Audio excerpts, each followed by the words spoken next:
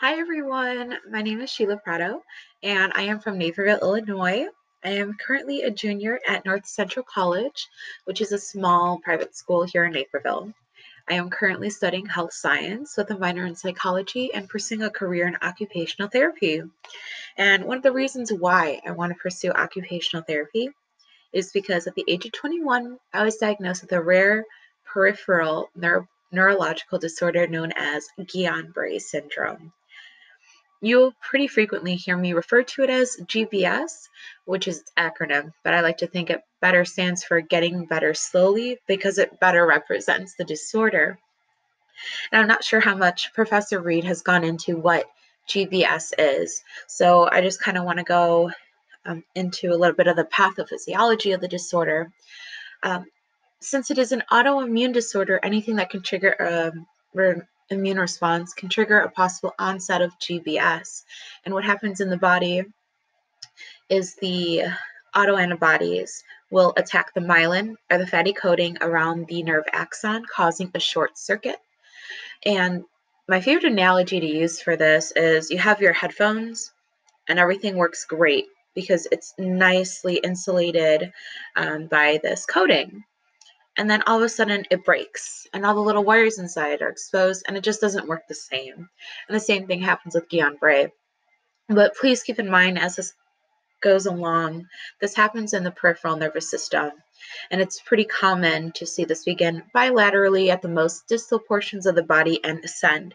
And as I tell my story, you will see how consistent that is with my own story.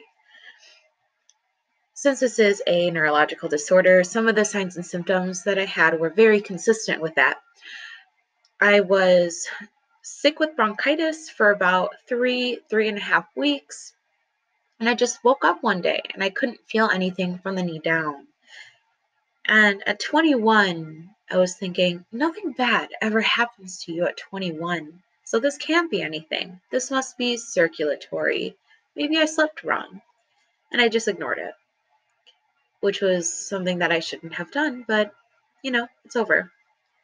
And then the next day I woke up and I stood up and I fell over because I had weakness in my legs. And I had some numbness and tingling in my fingertips, and I knew something was wrong. But I work as a pharmacy technician. I've been doing it for 6 years now, and I had to go to work. So I drove myself to work with numb feet. And I walked around and did my job for 5 hours until I finally said something to the pharmacist because she noticed my abnormal gait. And she said I was insane for being at work, sent me home, and I was told to go to the ER. So I went. I didn't want to go because I knew something was wrong, but I had to face it and knew that I needed to get help. So when I'm at the ER, it's the first time I hear of Guillain-Barre syndrome because the ER doctor is talking to the neurologist and was like, this is pretty consistent with some signs and symptoms of Guillain-Barre. And the neurologist thought, no, it's too rare of a disorder. We should look for other things first. There's family history here of MS. There is mental illness disorder of GAD or generalized anxiety disorder. We should look at those first. And since it was the first time I heard of GPS, I'm like, I have to look at Dr. Google and find out what this is. And there were 3 things that stuck out to me. 1, it was very rare. Only 1 or 2 out of 100,000 within the United States are diagnosed every year. 2, acute paralysis. And 3, recovery can take months to years or be lifelong. And then upon reading into a little further, I noticed there was a slight male preponderance and slightly more common in the older population. And reading all this, I'm like, I fit none of this criteria except having a upper respiratory infection. And I just considered how rare it was, and I'm like, this isn't me. This is not happening to me. But I was admitted that day, and upon countless CTs, MRIs, blood tests, x-rays, everything came back normal. Nobody knew what was happening to me. And after a few days, I was no longer able to walk. I was paralyzed from the hip down. And I started to have weakness in my hands. I couldn't change the channel. And change it from the movie station back to the Food Network and binge watch Chopped at night if I wanted to. I just couldn't do it on my own.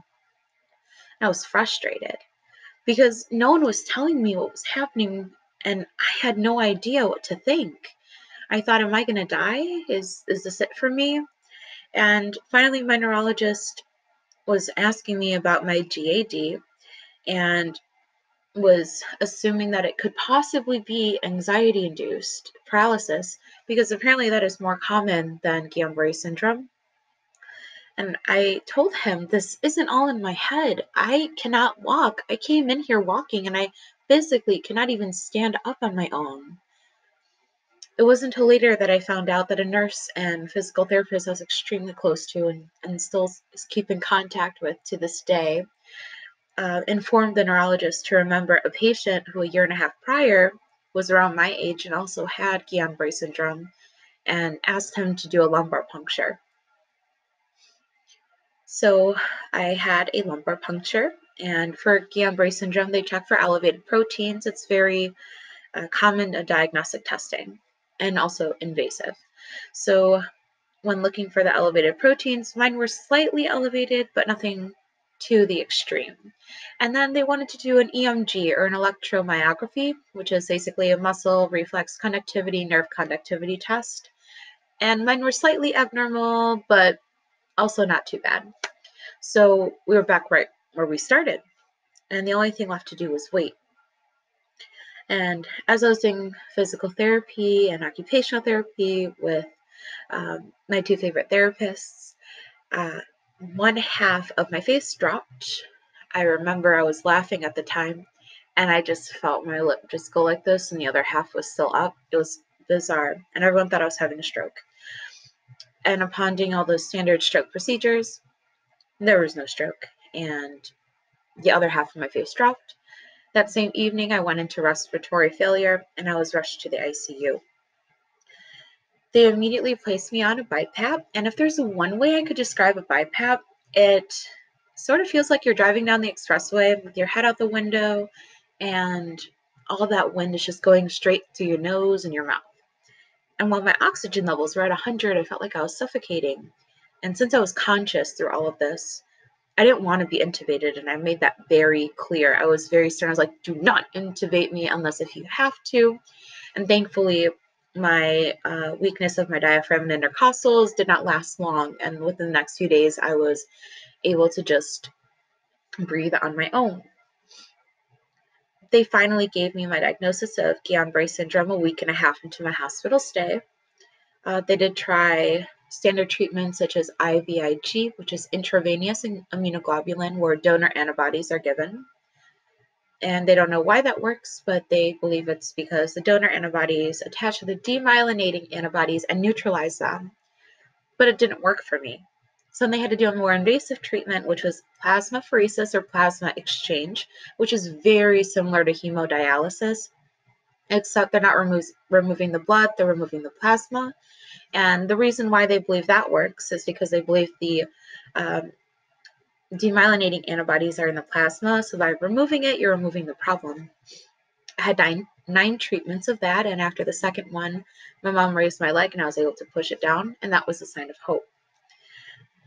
After my rounds of plasmapheresis, I had a hard time saying goodbye to the staff at the hospital, and I was really sad that I was going to go to RIC, which is the Rehabilitation Institute of Chicago, which is now known as the Shirley Ryan Ability Lab.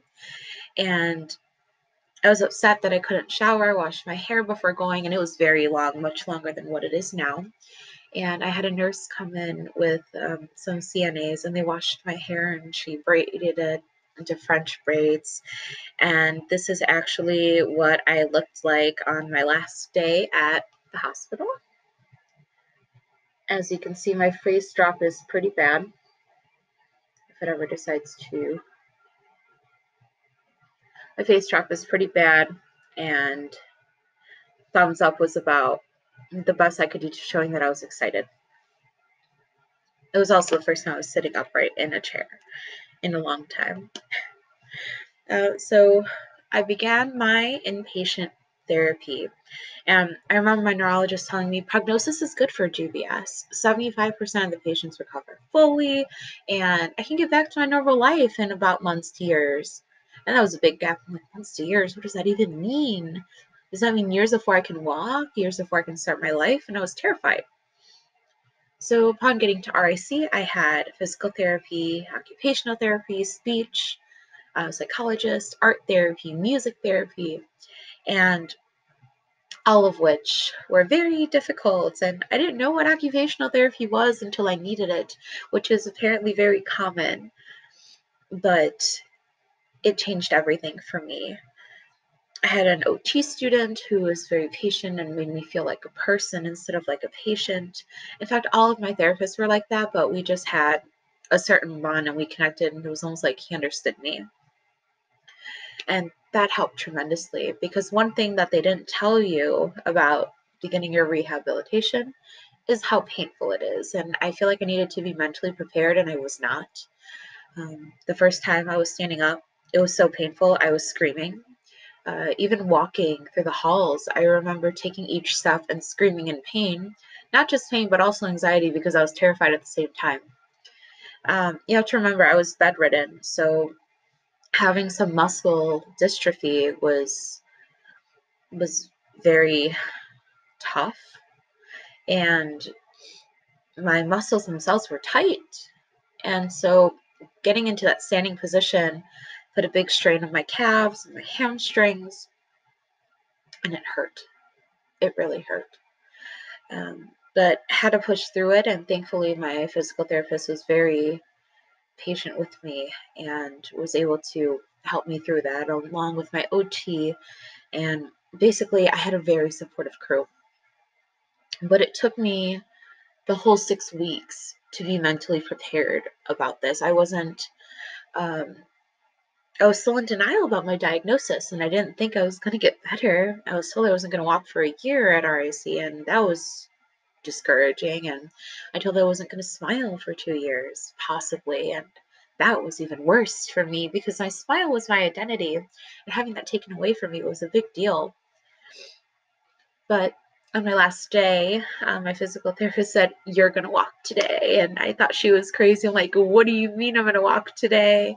And she brought me to the parallel bars, and she's like, "We're going to stand."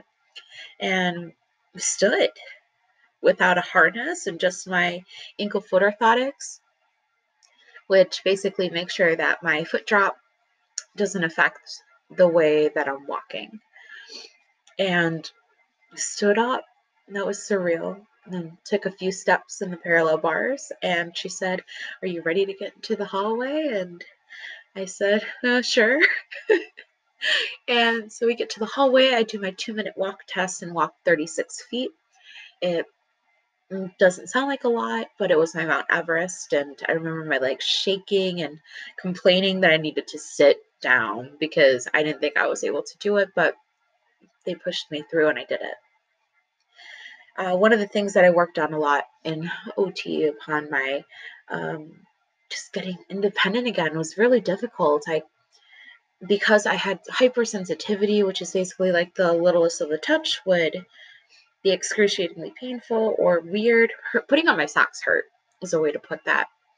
I also had a rare variant of Guillain-Barre Syndrome known as Miller-Fisher syndrome. So it's basically I had a loss of reflexes, balance and coordination, and very, very slight weakness of my eye muscles. So that was pretty terrifying too. So I feel like that made my recovery a little bit more difficult. But one of the things that I did work on while I was at RIC before transferring over to a different facility was my handwriting. This is my handwriting on May 13th. I thought it was important to document my story because I knew there were going to be other people like me who needed to hear this or who could use it in their future practice. And after leaving RIC after the 6 weeks of acute therapy, I moved on to a subacute facility and went to Mary and Joy. And 15 days after that initial writing, I decided to try my handwriting again. That was my handwriting. And this is my handwriting today as I'm recording this video. So as you can see, GBS gets better with time. It just takes a lot of time. And while at Mary and Joy, after the first 2 weeks, I walked at least 150 feet with my walker, no harness, and I knew things were going to get better. Immediate bond with all my PTs and OTs there. We all became very close. I still speak with them to this day. And they really pushed me and made me laugh and kept me positive. And I really think that positive thinking was huge in my recovery, because how was negative thinking going to help me? I had to keep thinking positive and think that it was going to get better for a reason in order to keep going. And I remember on my birthday, my OTs allowed me to make homemade ravioli. And that was a big deal for me because I got to be in the kitchen. And I was in the kitchen a lot because it was my favorite OT. But being able to make something homemade was impactful. And then I had a PT who also remembered a girl about a year and a half prior, around my age, with the same diagnosis, and asked if it was okay to connect us. And now she's one of my very best friends. And that's actually us in the picture there and there at the GBS walk and over there in New Orleans. A lot of adventures ever since. But I remember her walking in with gladiator sandals. It was summertime.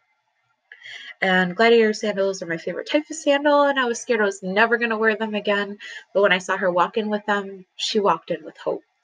And that just progressed my recovery. It made it a lot faster and smoother, and I saw the future and I saw an end to this.